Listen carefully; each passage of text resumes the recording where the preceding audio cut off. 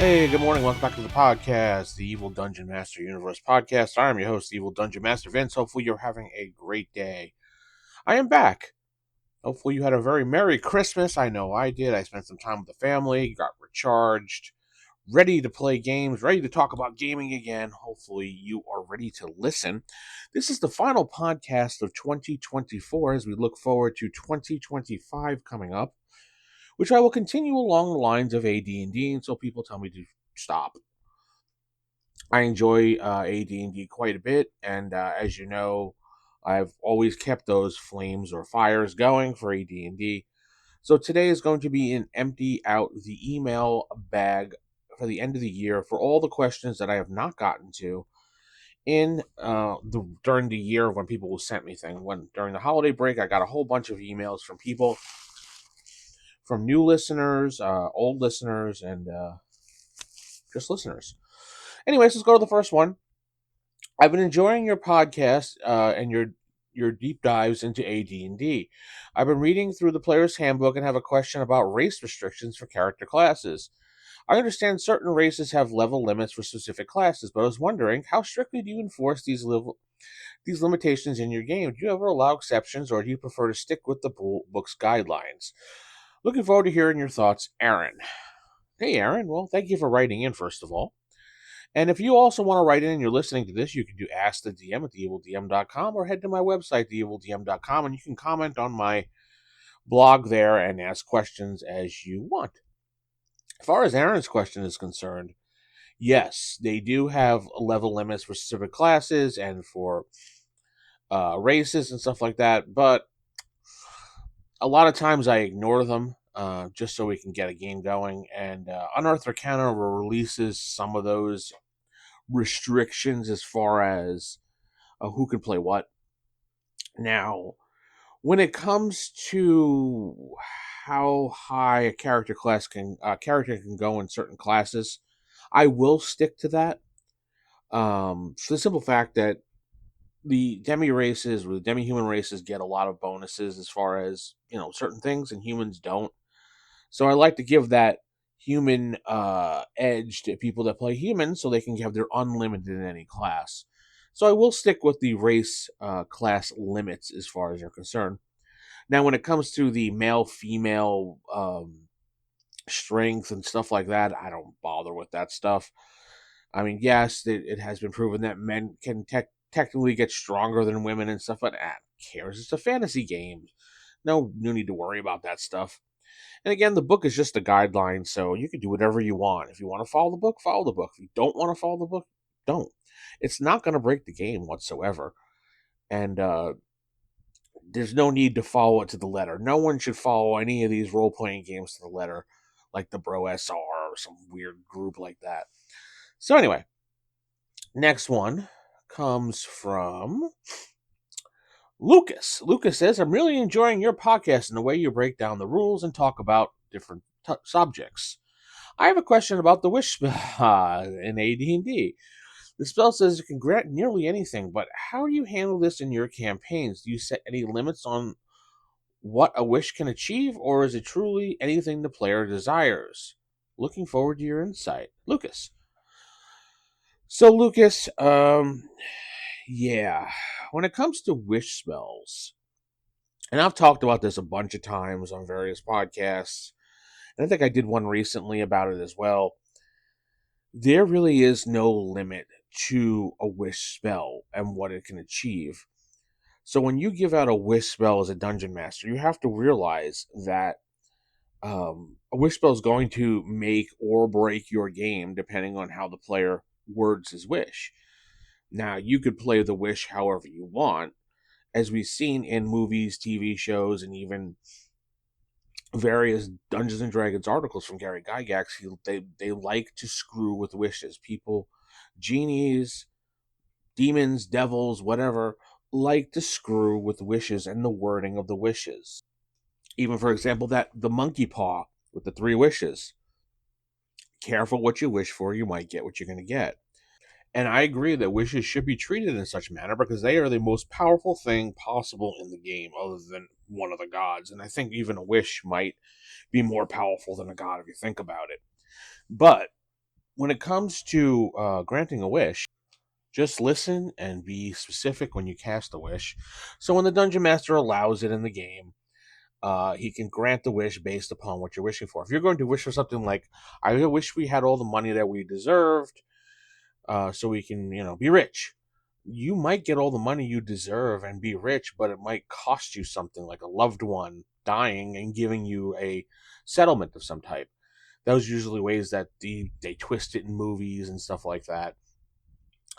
Or, I wish this, I wish we were you're questing for an item. I wish the item would appear in front of me right now. And yeah, it will appear in front of you right now, but it also might put you right in the room with it. And there's the big bad and the big bad's army right there ready to kill you.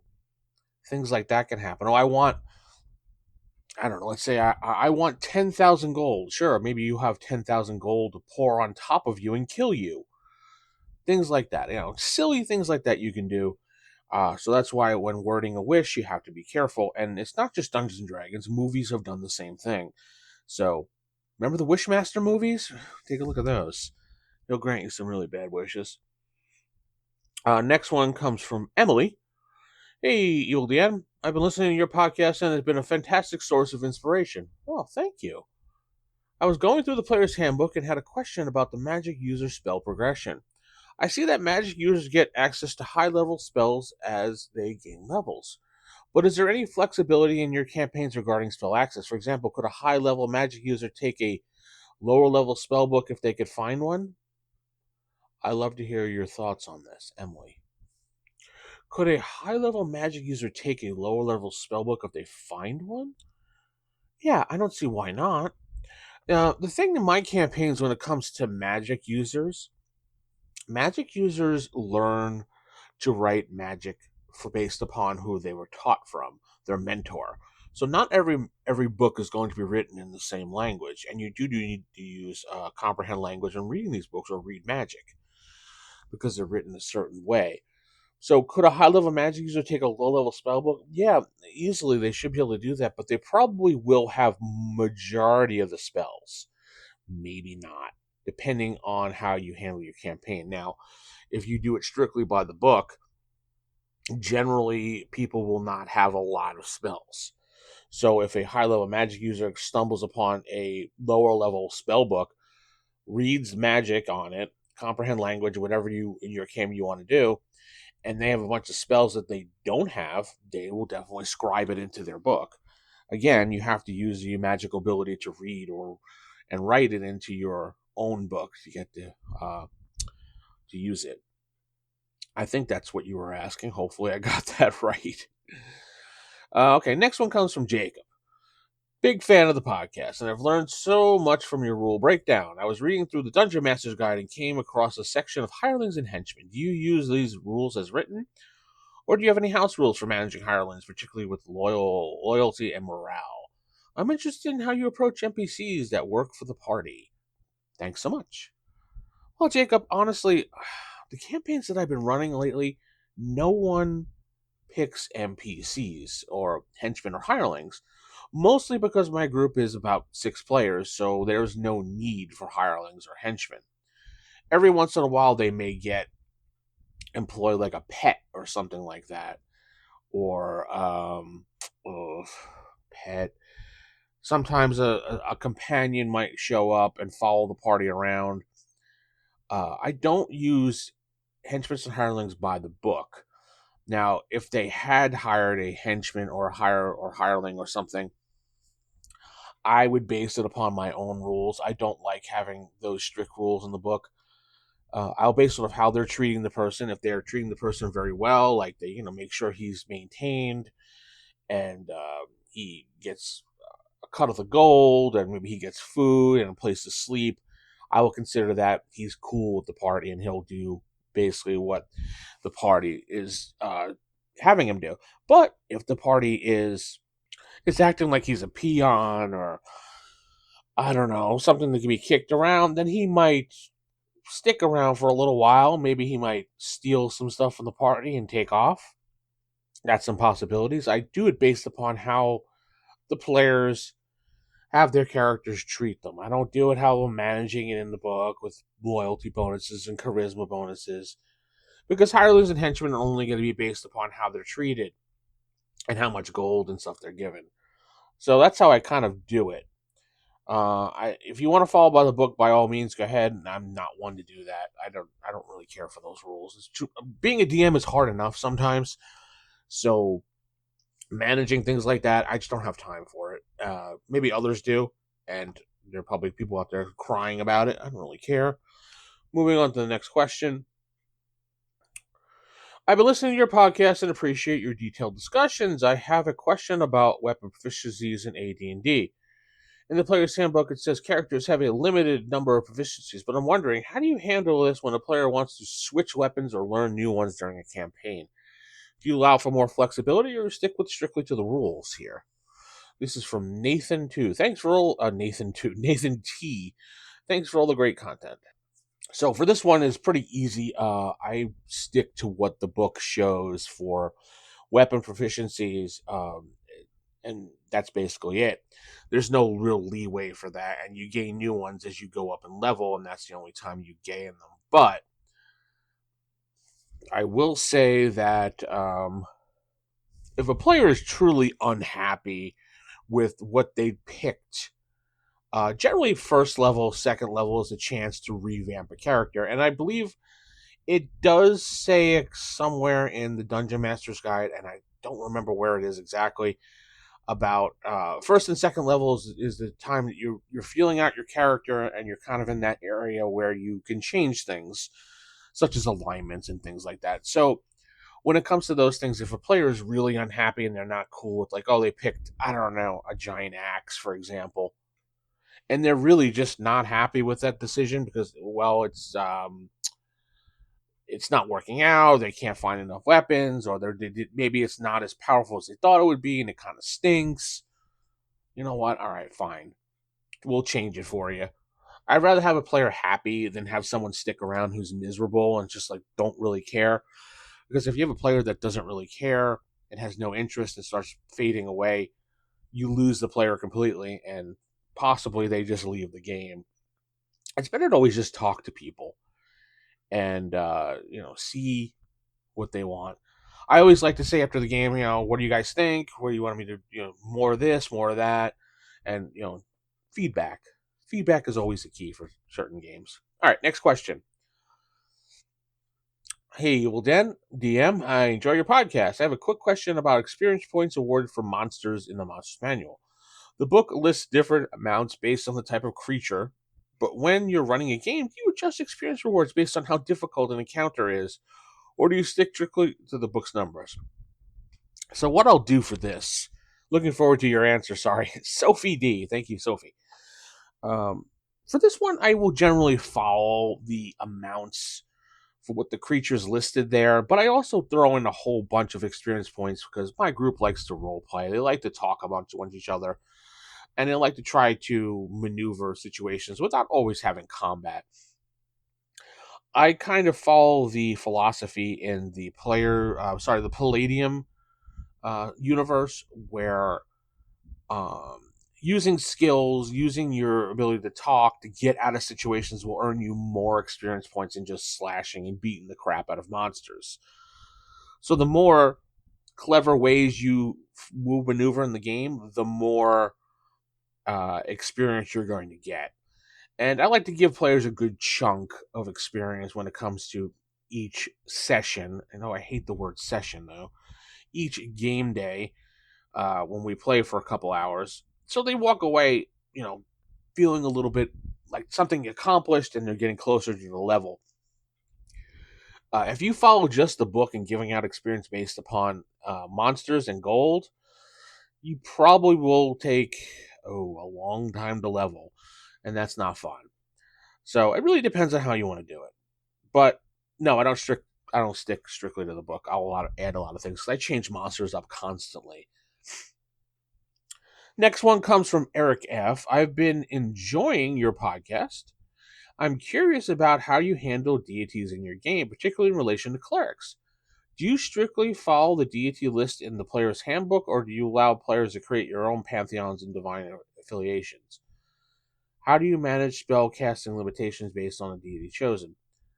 Um, well, when we play the game, generally, deities and demigods is what I allow the um, player to choose from when they're picking their gods. I don't adhere to any strict list unless I'm having a custom built campaign where I had a bunch of different gods and goddesses in there specifically for players to follow. And when it comes to managing limitations based on it, I don't really manage any limitations. The spell casting is what you get based on the deity, though I may change it up, allowing the cleric to have a little bit, like maybe grant a certain power or something, maybe a way to communicate a special way with the deity, things like that to make it a little more interesting. But other than that, I just follow what's in either Greyhawk or Forgotten Realms, or let them have deities and demigods. I don't really focus too much on the deities themselves. Next question comes from Brianna S. I've been catching up on your podcast. Love how you break down the different rules for AD&D. I've been looking at the Thief Acrobat class in the Unearthed Arcana and was wondering, how do you use this class in your game? Do you find that the additional abilities make the class unbalanced, or is it a fun twist to your campaigns? Well, to be 100% honest, I don't really have many players that have ever really played Thief Acrobat. Most people find the class either really hard to qualify for, or it's just a big waste of time. And they don't find the class interesting at all. I don't really find the class interesting at all, to be honest. Is it unbalanced? No, not really. It's just a little bit of a twist on, the regular thief, to be honest, with some added abilities for acrobatics. And that's really all it is. Do I find the class fun? No. Myself, no. I wouldn't pick anything like that. If a player wanted to play it, by all means, if you can qualify for the class, or if we're playing at a high enough level to start and someone's like, I want to be a thief acrobat, I'd be like, sure. Go for it. If that's what you want to play. I mean, that was kind of the class that they had in the D&D cartoon, Thief Acrobat. So why not? I don't have a problem with it, to be honest. Anyway, next question comes from Derek. I'm loving the insights on your podcast. Great stuff. Thank you. I had a question about level advancement for characters. I know the player's handbook has a chart for experience required to leveling up, but do you ever adjust this for faster or slower progression depending on the campaign pacing? Or do you follow the book's guidelines strictly? Thanks for your advice and feedback. You're welcome, Derek. So this one's interesting because I actually follow the progression in the player's handbook for each class specifically, and even on Arthur Arcana specifically. That is my base guideline. When it comes to leveling faster or slower progression, that's when you do it as a DM's experience. If you want a faster progression, you give out more experience so your players will level up faster, as opposed to changing the actual chart, which would be a pain in the ass. Because you'd have to actually rebalance all the numbers for the class as far as what's fair and not fair. So it's just easier to just leave it alone and have the you as a DM just hand out more experience based upon how fast you want the campaign to proceed. If I was gearing my players up to go into Ravenloft, I would probably, and we're starting from level 1, and my overall goal is to get to Ravenloft to do that module, or to play in that realm from 2nd edition, because you can use it for first. I would level up the player characters pretty quickly to get them to level 3 or 4, so they at least stand a good chance in the Ravenloft realm. You can do a faster progression with AD&D if you want to revamp the charts, but remember, each class has its own chart, which gives them different progressions, and that's what I really liked about AD&D and OD&D, and basically classic D&D in a whole is that everybody had their own progression charts and not everybody was on the same, little chart together. I think it was more interesting having separate things, so it gave people something to look forward to. Like, oh, you're close to leveling up, Tim. Yeah, I know, a couple hundred experience points, and I can level up. It's kind of that. I like that situation, not just.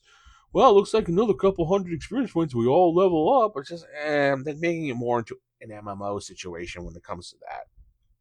So that's why I've always liked separate experience charts. Well, that pretty much ends the emails for today and for the rest of the year. Cleared out the bag. If you want to ask some questions, ask the DM at theevildm.com is my email address.